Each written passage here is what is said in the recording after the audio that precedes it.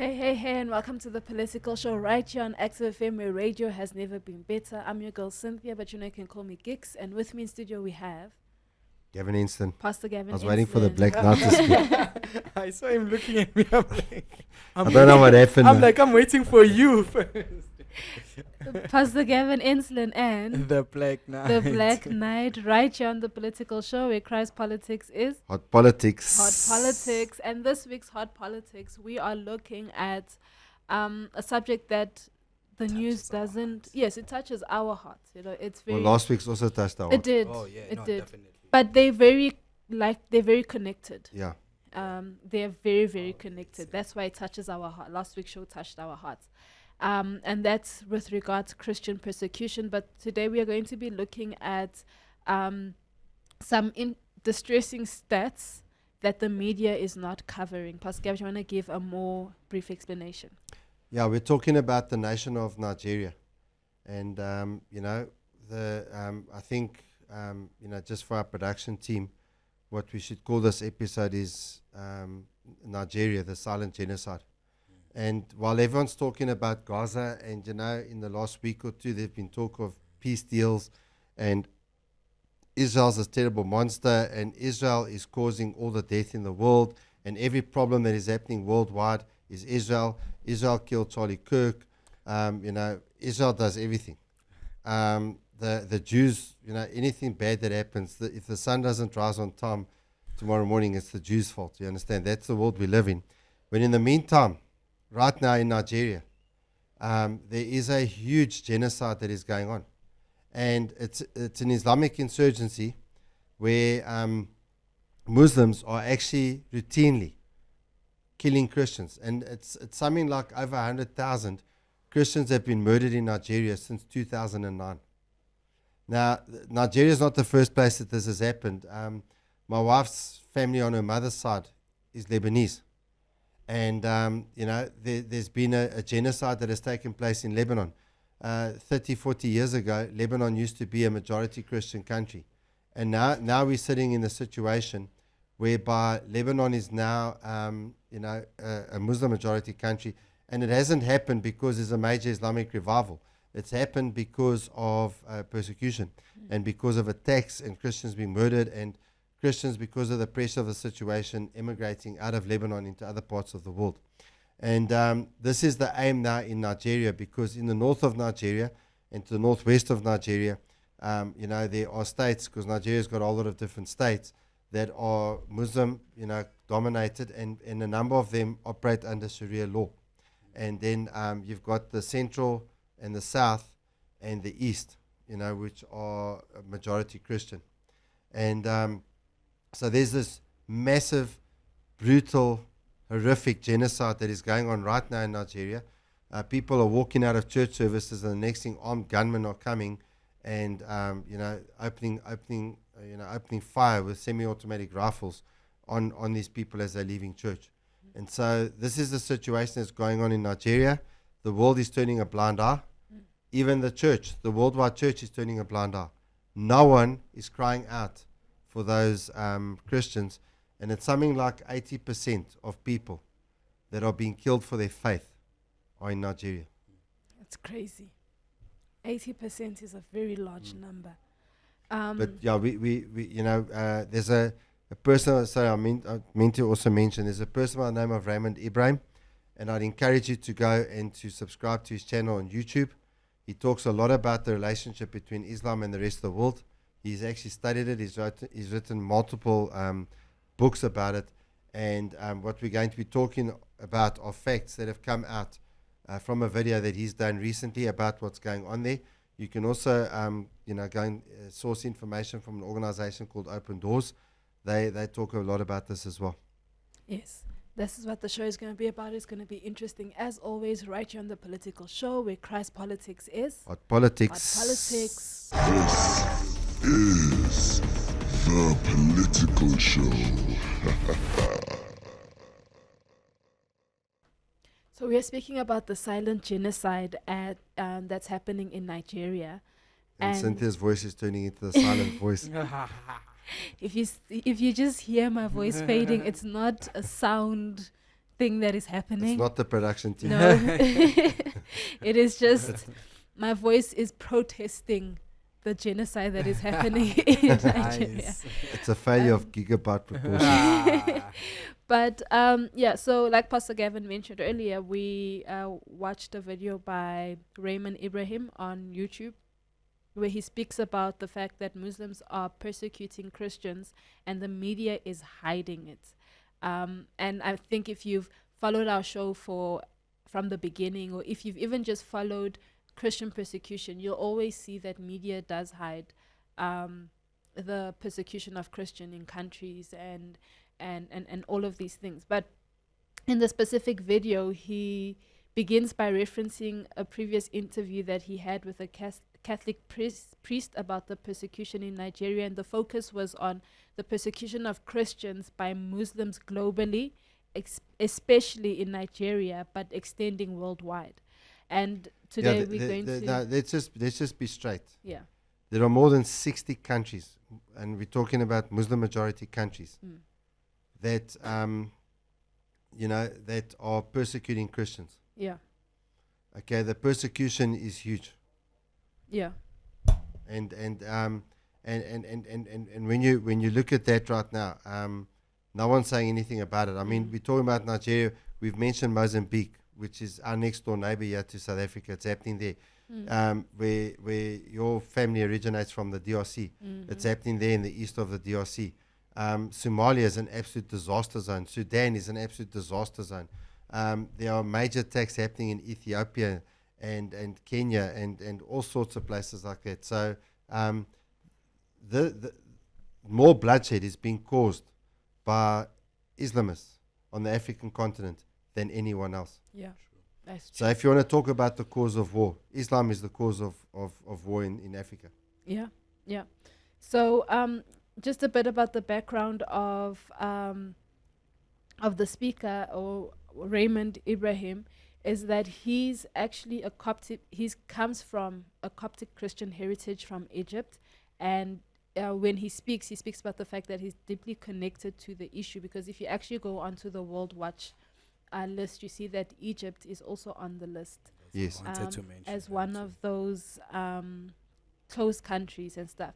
So going into the stats that he speaks about, he's the source of the stats is the World Watch list. And if you've been listening to our show, if this is the first time you listen to our show, we always do our Christmas show, basically tributing to the persecuted church, Which we'll do again this year. yeah, which we'll do again this year. And we always also go through the World Watch list. It is an amazing organization called Open Doors that Well, they were founded by Brother Andrew. yes. And Brother Andrew was a guy from about the 1950s through the later part of the 20th century.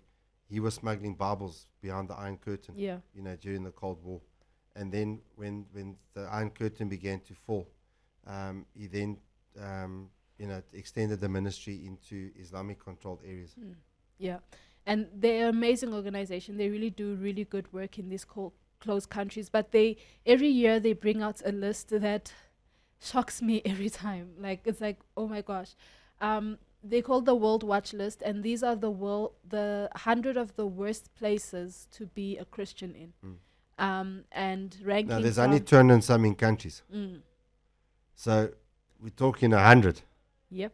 So we're approaching 50% of the countries on earth are persecuting Christians. Yeah. And according to their stats, 380 million Christians worldwide face high levels of persecution. 1 in 7 Christians are persecuted globally, and 1 in 5 in Africa, which is So 20%. Yeah, 20%. One in out of every 5 Christians in Africa, 1 is persecuted. Yes. And then when we look Now, at... there's 3 of us on this podcast. There's 6 of us in the room here. So it would mean So that means there's more than, if we for each of us, there's more than 1 Christian that's being persecuted. Yes. That's basically what they're saying. And then when we look in Asia, that about 2 in every 5 person in Asia is persecuted. So it's even worse than Asia, than Yes. Africa. Yeah. And then obviously the whole focus has been on Nigeria. So looking at Nigeria on average, one Christian killed every 2 hours. That's the stats that they're Yeah, finding. I wanna just let that sink in. You know, to all those that are listening or watching us on YouTube, let that sink in. Yeah. Every 2 hours, a Christian is being murdered in Nigeria because of their faith. Yeah.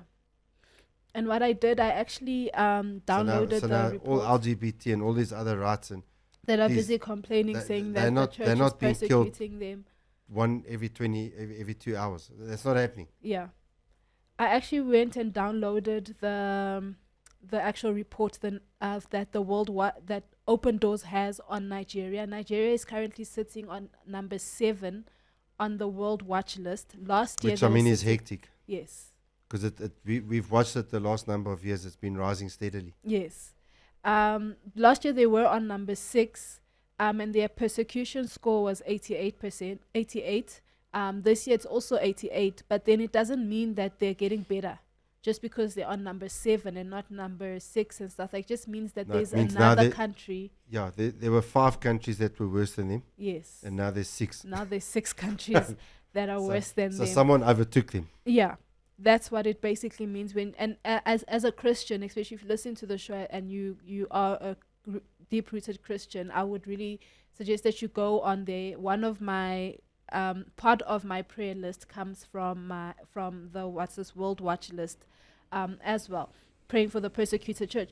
Now looking at the physically and mentally abused, now again they have an asterisk on this number because they can't really count how many have gone through this, so they're giving a minimum number. This In other is- words, they verified each one of these cases. yes, So it's definitely at least this number. at least this number. But yes, it's unlikely yes, that it's only this number. yes, and they've rounded off to the nearest 10, Okay. or nearest 1,000 or whatever. Yeah. Right. So with the Christians physically or mentally abused, is over 10,000 that have been physically or mentally abused. And when we look at the type of abuse or violence that happens towards them, for the women there's abduction, denied custody of the children, discrimination via education, economic harassment via business, job, work access, enforced religious dress code, forced marriage, forced to flee town or the country, targeted seduction, human trafficking, violence through death, physical violence, psychological violence, sexual violence, or verbal violence. And then with the men, there is abduction, denied inheritance or possessions, discrimination via education, economic harassment via business, job, work access, imprisonment by government. Does that sound familiar? Mm. Just Last saying. week's show. Yeah, last week's Sierra Um, Alchemist show, yes. What's this military or militia so they basically use the military service against you. Violence by death, violence by physical violence, and psychological violence.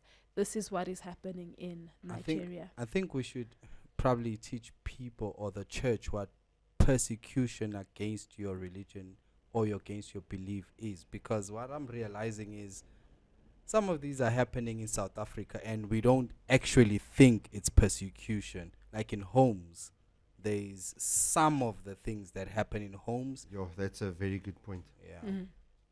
Yeah. No, sorry, I don't mean to stop you. Carry on. No, no. As long as you understand what I'm saying. I'm that was adding my to your point and then No, and then no. you stop. My point was Like for you you. leave us hanging there. My Like, point was for you to understand, because I thought you wouldn't understand. Yeah, I think we should do that.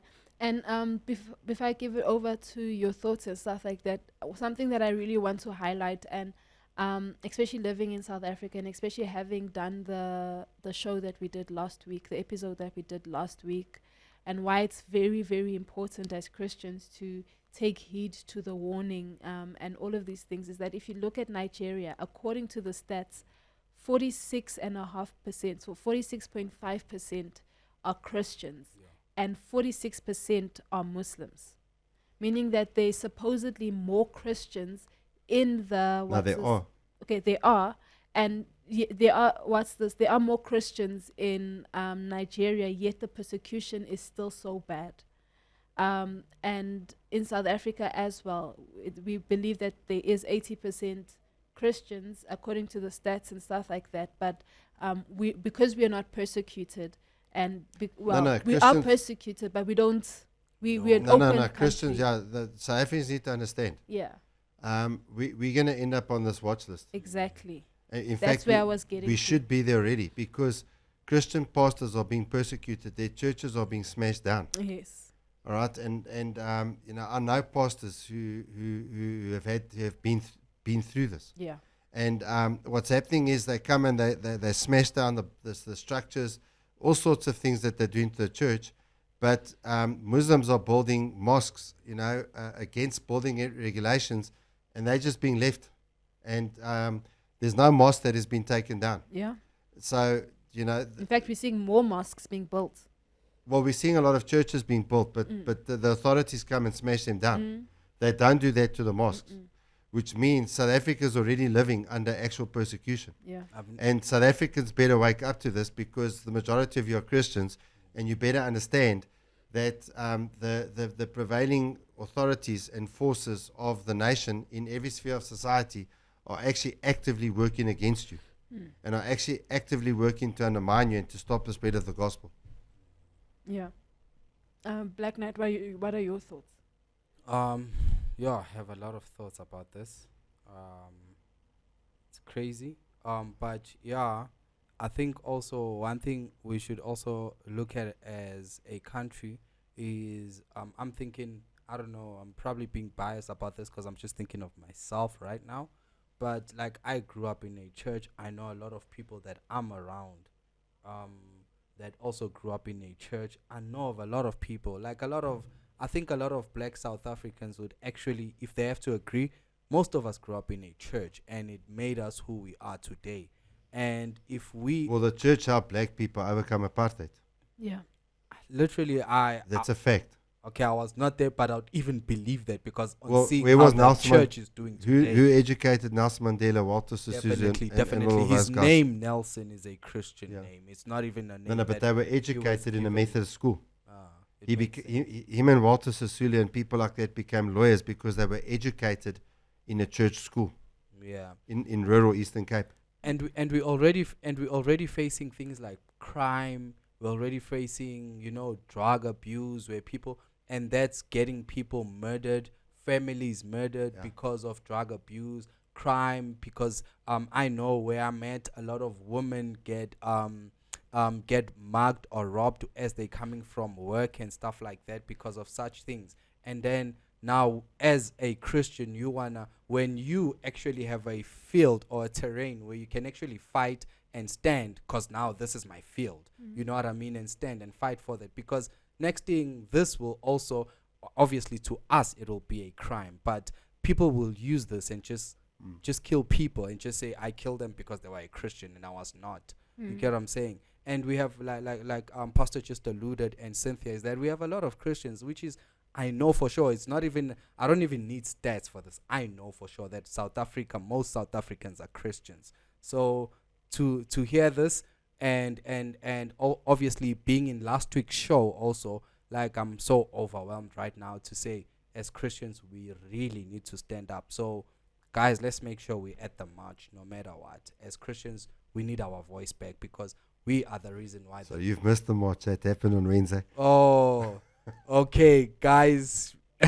When we march, But I'm sure there'll be more marches. yes. So whenever there's a march and whenever there's a stance for Christian, please, as South Africans, let's not stand back anymore, because we can already see that the politicians, there's nothing we can do. There's no party you can join to change the country, and this is all we have. And as Pastor Kevin has said, that in the past, this has actually come out as a solution.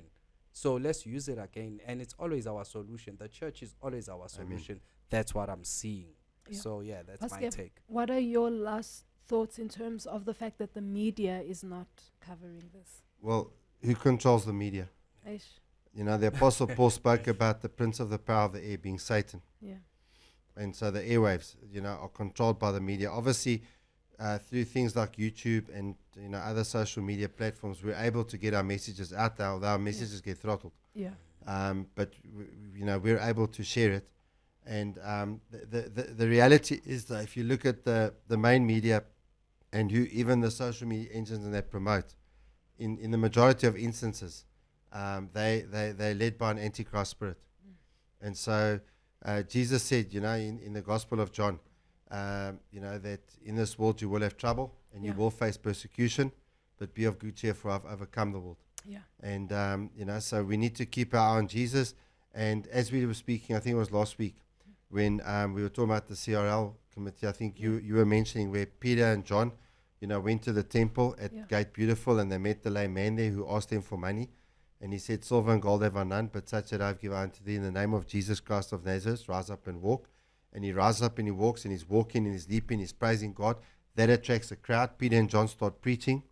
The temple authorities get upset. They haul them in, and they say, stop preaching. And Peter says to them, listen, who must we follow, man or God? We cannot stop preaching this gospel. Do what you want to do to us. We cannot stop preaching this gospel. And what I want to say to Christians, we need to pray the prayer that's recorded in Acts chapter 4, where the believers said, Lord, look at their threats against your church and give us the boldness to preach in spite of the danger, and confirm our message with signs and wonders. That's what we as Christians need to pray for, and we need to go out there and boldly preach the gospel and ask God to give us the faith that even if we are killed doing it, that at the end of the day, we're going to be in heaven. The Lord will give us the faith, and you become an unstoppable Christian when you become that type of a Christian. Yeah. Just to add one final Bible verse to what Pastor Gav just said in Matthew 5, verse 10 to 12, it says, blessed are those who are persecuted because of righteousness, for theirs is the kingdom of heaven. Amen. Blessed are you when people insult you, persecute you, and falsely say all kinds of evil against you because of me. Rejoice and be glad, because great is your reward in heaven. Amen. This has been an amazing show. Let us know your thoughts in the comment area below. What is it called? The comments. Yes, comment below and let us know your thoughts. And definitely tune in for the Christmas episode where we go over the World Watch list. I'm your girl Cynthia, but you can call me Gix. With me in studio we've had Gavin Instant. Pastor Gavin Enslin and The Black Knight. The Black Knight, right here on the Political Show, where Christ politics is Hot politics. hot politics.